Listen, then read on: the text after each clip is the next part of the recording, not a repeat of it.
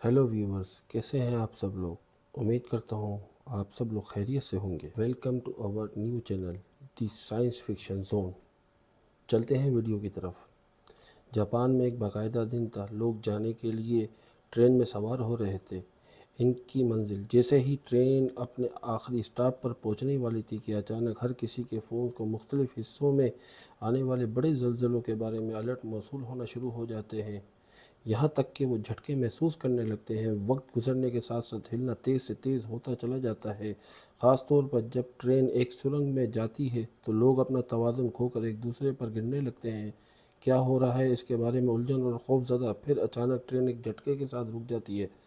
سب کے سب خوف زدہ، جتنی جلدی ہو سکے سب ٹرین سے باہر نکل آئے۔ لیکن کیا انہوں نے باہر دیکھا؟ انہیں صدمے اور آنسوؤں میں چھوڑ کے ان کی مانوس دنیا غائب ہو چکی تھی، اور اس کے بجائے انہوں نے خود کو پہاڑوں کے قریب پایا۔ ان کی ٹرین آدھے راستے میں ایک سرنگ میں پھنس گئی، ایک جنگل کی طرف سے۔ انہیں جلدی سے احساس ہوا کہ ان کے سیل فون میں کوئی سگنل نہیں ہے، جس کی وجہ سے کال کرنا بھی ناممکن ہو گیا تھا مدد کے لیے۔ اور ایک چونکا دینے والی بات یہ دریافت تھی کہ وہاں صرف ان کی کوچ نمبر 5 موجود تھی، باقی ٹرین غائب تھی۔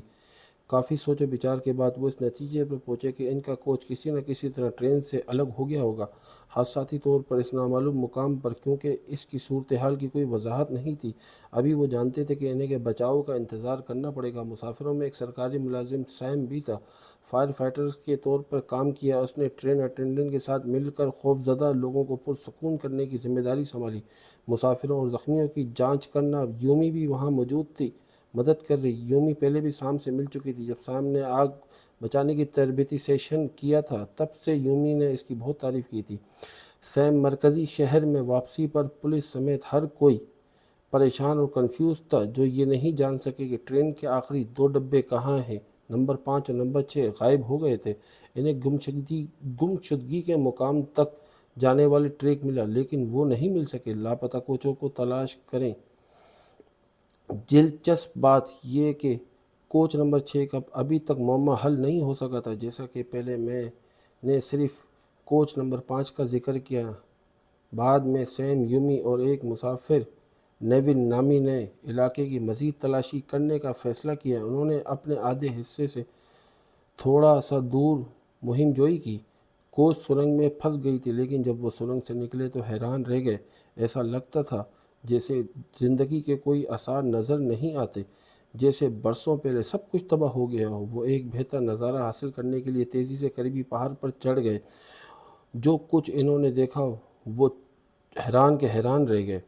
وہ دنیا جس کو وہ چند گھنٹے پہلے جانتے تھے مکمل طور پر بدل چکی تھی۔ چاروں طرف ایک وسیع صحرا تھا، جس میں کہیں بھی انسانی زندگی کا نام و نشان نہیں تھا۔ اپنی ٹرین کے کوچ کی طرف لوٹ آئے۔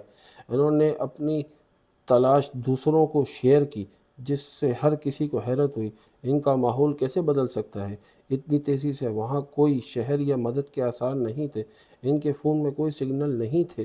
انہیں احساس ہوا کہ وہ غیر کسی ریسکیو کے 7 گھنٹے سے زیادہ پھنسے ہوئے ہیں۔ خود کو منظم کرنے کے لیے انہوں نے کوچ نمبر 5 میں ہر ایک کی مسافروں کی فہرست بنانا شروع کر دی۔ کل 46 افراد کے ساتھ بہت سے مسافر بھوکے اور پیاسے تھے، بغیر کسی کھانا یا پانی کے ساتھ لائے گئے۔ صورتحال سنگین تھی۔ پھر ایک مسافر نام رینی نیون کے بیگ سے کچھ کھانے کے لیے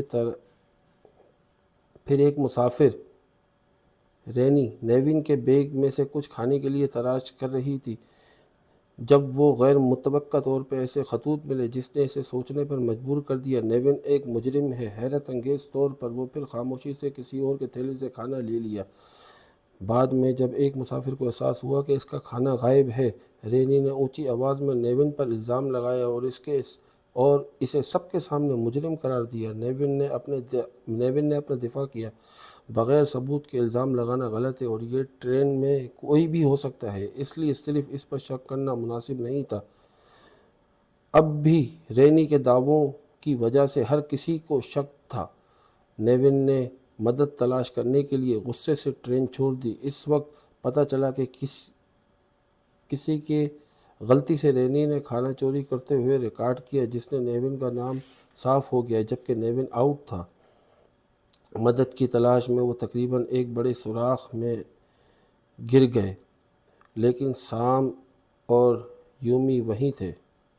اسے بچانے کے لیے وقت پر پھر رات آئی اور اگلی صبح لوگوں کو ابھی بھی یقین نہیں آیا، خواب نہیں بلکہ یہ ایک واقعی یہاں پھنسے ہوئے ہیں۔ مسافر بے ہوش ہونے لگے۔ اسی دوران دوسرے مسافر جو دریافت کرنے نکلے تھے واپس آ رہے تھے، کسی بھی معلومات کا اشتراک کرنا جو وہ اپنے مقام کو سمجھنے کی امید میں جمع کر سکتے تھے۔ بہتر مشترکہ دریافتوں میں مشرق کی طرف سے ایک بڑے ٹاور کا نظر آنا تھا۔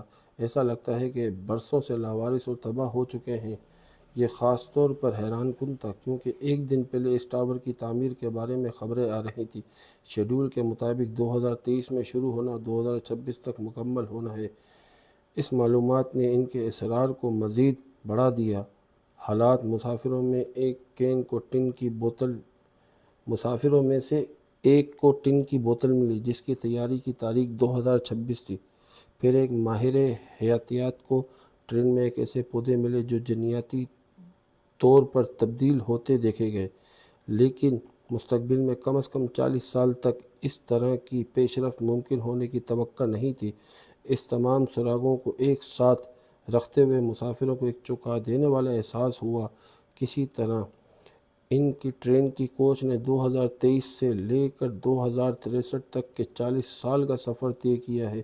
یہ انکشاف سب کو خوفزدہ کر گیا۔ جیسا کہ ایسا لگتا تھا کہ زمین اب غیر آباد ہے۔ پہلا اندازہ لگا رہا تھا 2023 میں اپنے اصل وقت پر کیسے واپس جانا ہے، دوسرا یہ سمجھ رہا تھا کہ زمین کیسے پہنچی ہے ایسی تباہی کی حالت پر۔ جب 2023 میں 2 لاپتہ ٹرین کے ڈبوں کے بارے میں خبریں ہر طرف پھیلی ہیں اور حکومت کے ساتھ اب بھی پریشان 2 دن سے کھانے پینے کے پانی سے محروم ہیں، دوسرے دن تک پانی تلاش کرنا بن چکا تھا۔ فوری بارش کے کسی بھی امکان کی تیاری کے لیے سیم اور یومی نے ٹرین پر پلاسٹک کی شیٹ بچھائی۔ بارش کا پانی جمع کرنے کی امید، سیم اور چند دوسرے لوگوں نے پانی کی تلاش کا فیصلہ کیا جس کی حوصلہ افزائی ہوئی آس پاس کے سبز درختوں کا نظارہ، جس نے تجویز کیا کہ پانی کا ذریعہ قریب ہو سکتا ہے۔ اس علاقے کو ابھی تک کسی نے تلاش نہیں کیا تھا۔ آخرکار انہیں پانی کے آثار ملے، ایک مینڈک اور گیلی مٹی۔ یہ بتاتا ہے کہ وہ صحیح راستے پر تھے۔ چنانچہ انہوں نے اپنی رفتار تیز کر دی۔ بالآخر ایک چھوٹا سا آبشار دریافت ہوا جس نے ان سب کو راحت کا احساس دلایا۔ اس وقت کے دوران نیون نے اپنے بیگ سے ملنے والے خطوط کے بارے میں بتایا جو دراصل اس کے بھائی کے تھے، جو 2 سال سے جیل میں تھا اور ابھی 2 دن پہلے رہا ہوا تھا۔ نیون نے اشتراک کیا کہ ان کے پاس ایک ہے بدسلوکی کرنے والے والدین کے ساتھ سخت بچپن جس کی وجہ سے وہ اپنی کفالت کے لیے چھوٹی عمر میں ہی کام کرنا شروع کر دیتا ہے، اور اس کا بھائی ایک ہیئر ڈریسر بن گیا، ان دونوں کے لیے بہتر زندگی فراہم کرنے کی کوشش کر رہا ہے۔ البتہ اس کا بھائی غیر قانونی سرگرمیوں میں ملوث ہو گیا جو نیون کے لیے دل ہلا دینے والا تھا، جنہوں نے اسے روکنے کے لیے بہت سخت محنت کی۔ اس کی کوشش کے باوجود اس کا بھائی اپنے والدین کے نقش قدم پر چل پڑا۔ یومی اور سیم کو نیون کے لیے افسوس ہوا، یہ سمجھتے ہوئے انہوں نے اس کی ظاہری شکل اور جیل کے خط کی بنیاد پر فیصلہ کیا تھا۔ مکمل کہانی جانے بغیر اس سے ان کی ایک دوسرے کے ساتھ دوستی مزید گہری ہو گئی۔ نیون مل گیا، خود یومی کے لیے جذبات پیدا کر رہا ہے۔ دراصل اس نے اسے کالج میں واپس دیکھا تھا کی وجہ سے اس کا کام جلد شروع کرنے اور کالج میں نہ جانے کا پس منظر، جس کی وجہ سے عجیب و غریب سلسلہ شروع ہوتا ہے۔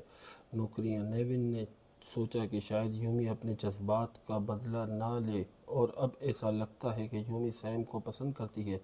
مستقبل میں پھنسے ہونے کے بحران کے درمیان ایک پیچیدہ محبت کی شکل دکھائی دیتی تھی ان کے درمیان ابھرنے کے لیے۔ تاہم ان کے حالات نے اس وقت کروٹ لی جب بارش ہونے لگی، انہیں انتہائی ضروری پانی اور بقا کی امید کی کرن ساتھ، لیکن وہ اس بات سے واقف تھے پانی تلاش کرنا آگے کے لیے بہت سی مشکلوں میں سے ایک تھا۔ ان میں سے ماہر حیاتیات شین نے قدم رکھا۔ جنگل میں خوردنی پودوں کی نشاندہی کرنے کے لیے اپنی مہارت کا استعمال کرنے کے ساتھ ساتھ کے بارے میں سب کو خبردار کرنے کے لیے جو خطرناک تھے۔ ان کی رہنمائی کے ساتھ گروپ نے کھانے کے لیے محفوظ پودوں کی تلاش شروع کی۔ اس دوران یومی نے غلطی سے ایک پودا کھا لیا جو زہریلا تھا، تاہم خوش قسمتی سے یہ اتنا مہلک نہیں تھا۔ اپنے نئے ماحول سے ہم آہنگ ہونے کے لیے انہوں نے برتن بنانا شروع کر دیا، جنگل کے درختوں سے اور آگ لگانے کے لیے اوزار بنائے، یہاں تک کہ اپنے ATM کارڈ کو عارضی چاقو کے طور پر استعمال کیا۔ اس تبدیلی نے لوگوں کی صلاحیتوں کی عکاسی کی جو جدید سہولتوں پر انحصار کرتے تھے۔ کچھ ہی دن پہلے اب زندہ رہنے کے لیے فطرت کے وسائل کو کھینچ رہے تھے، جو انسانی لچک کا مظاہرہ کر رہے تھے، اور بحرانوں کے دوران موافق انہوں نے ہر شخص کی صلاحیتوں کی نشاندہی کر کے شروعات کی، اور 40 زندہ بچ جانے والوں میں اس بات پر غور کرتے ہوئے کہ ان کو کیسے استعمال کیا جا سکتا ہے۔ جبکہ اگلی صبح کھانے کی تلاش میں شین کا سامنا ایک پہاڑ کے قریب ایک پراسرار آدمی سے ہوا۔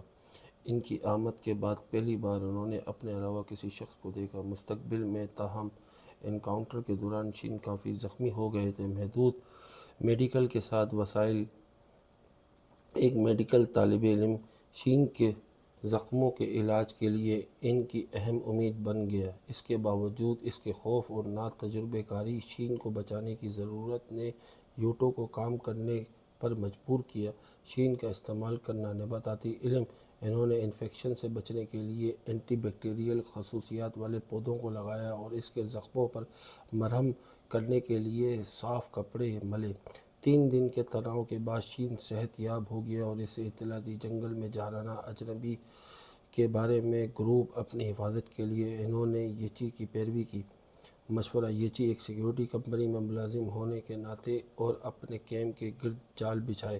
یہ احتیاط اس وقت سمجھدار ثابت ہوئی جب ایک دن بعد انہوں نے سنا کہ کسی کو کسی جال میں پھنستے ہوئے انہیں فوری تحقیقات کرنے کی ترغیب دی جائے۔ انہوں نے اپنے جال میں پھنسے ایک بچے کو دریافت کیا جو ان سے ملتے جلتے کپڑے پہنے ہوئے تھا۔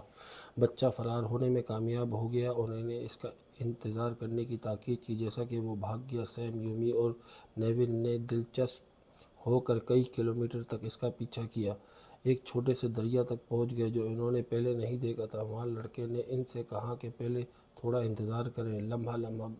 لمحہ بہ لمحہ غائب۔ اس انتظار کے دوران سیم نے اپنے ماضی کی ایک ذاتی کہانی شیئر کی۔ اس نے کام کے ابتدائی غلطی کا ذکر کیا جہاں اس نے اپنے سینئرز کے مشورے پر عمل نہیں کیا، جس کے نتیجے میں ایک حادثہ پیش آیا جس کے نتیجے میں ان کا سینئر دونوں ٹانگیں کھو بیٹھا۔ ایک المیہ جس کے لیے سیم نے محسوس کیا ذمہ دار۔ اس جرم نے سیم کو اپنی زندگی دوسروں کی مدد کے لیے وقف کرنے پر مجبور کیا تھا۔ ان کی حیرت میں اندھیرے کے باوجود لڑکا واپس آیا، اس بار زیادہ لوگوں کے ساتھ۔ پھر ایک جگہ لے گئے جہاں انہیں دوسرا لاپتہ کوچ ملا، کوچ نمبر 6، جو ان کے کوچ نمبر 5 کے ساتھ ہی غائب ہو گیا تھا لیکن کئی کلومیٹر دور جا کر ختم ہو گیا۔ اس انکشاف نے ٹرین کی گم شدہ بوگیوں کا معمہ حل کر دیا۔ وہ ہیکٹر سے ملے جو لگ رہا تھا کوچ نمبر 6 میں دوسروں کے ذریعے رہنما کے طور پر منتخب کیا گیا تھا۔ انہوں نے بقا کی کہانیوں کا تبادلہ کیا، اپنے تجربات میں نمایاں فرق کو ظاہر کرنا۔ کوچ نمبر 6 کے دریا کے قریب گر گئی تھی، انہیں مچھلی اور پانی مہیا کیا۔ انہوں نے اپنا وقت اپنے گرد بنانے میں صرف کیا، رہنے کے قابل بشمول کچن بیت الخلاء کا قیام۔ نیول نے اس آدمی کو پہچان لیا جو بھاگ گیا تھا۔ شین کو کوچ نمبر 6 کے کسی فرد کے طور پر زخمی کر دیا۔ اس آدمی نے معافی مانگی، یہ بتاتے ہوئے کہ اس کے اعمال آؤٹ تھے۔ خوف کی وجہ سے اس فکر میں وہ مستقبل کے باشندے اس کے مخالف ہو سکتے ہیں جس کی وجہ سے اس نے شین کو دھکیل دیا اور فرار۔ اس نے سیم، یومی اور نیول کے گروپ کے ساتھ اپنی ملاقات کی خوف کی وجہ سے خفیہ رکھا تھا۔ پھر یومی اور سیم نے سوال کیا وہ کیسے جانتا تھا کہ انہوں نے مستقبل کا سفر کیا ہے۔ انہوں نے انکشاف کیا کہ دریا کے کنارے تباہ شدہ جہاز جہاں ایک ریڈیو براڈ کاسٹ ماضی کی ریکارڈنگ نے اسے بتایا کہ اب ہے۔ سال 2060۔ ہیکٹر نے پھر وہ تاریخ اور علم شیئر کیا جو اس نے پہنچنے کے بعد سیکھا۔ اس مستقبل کے وقت میں 2026 میں 2023 کے صرف 3 سال بعد ایک بہت بڑا ایسٹرائڈ یا اس کو بولیں شہاب ثاقب زمین سے ٹکرایا، بحر الکاہل میں گرا۔ اس کی وجہ سے دنیا میں زبردست زلزلے اور سونامی آئے۔ فوری طور پر اربوں انسان اپنی زندگی سے جان گنوا بیٹھے۔ زندہ بچ جانے والوں کو آہستہ آہستہ موت کا سامنا کرنا پڑا، کیونکہ فضا میں دھول اڑ گئی تھی، سورج کی روشنی زمین تک نہ پہنچ سکی، زمین پر انسانی زندگی کے خاتمے کا باعث بنا۔ تاہم سالوں کے دوران دھول اور بادل صاف ہو گئے اور 2060 تک زمین اپنی سبز حالت میں واپس آ گئی۔ ہیکٹر نے وضاحت کی، اگر وہ 2023 میں واپس آنے میں کامیاب ہو گئے تو ان کی پہلی ترجیح ہونی چاہیے تباہی کو روکنے اور اربوں انسانوں کی زندگی کی بچت کے لیے آنے والے اسٹیرائڈ کے بارے میں حکومت کو آگاہ کریں۔ ان کے اپنے اہل خانہ اور پیاروں سمیت اگلے دن کوچ نمبر 6 کے قریب تلاش کرتے ہوئے۔ امید ہے آپ کو ویڈیو پسند آئی ہوگی۔ یہ ویڈیو کا پارٹ 1 ہے، پارٹ 2 جلد اپلوڈ کیا جائے گا۔ جاتے جاتے اپنے channel the science fiction zone کو سبسکرائب کرتے جائیے، بیل آئیکن کو آن کر دیجیے۔ پارٹ 2 جلد اپلوڈ کیا جائے گا۔ تھینک یو، اللہ حافظ۔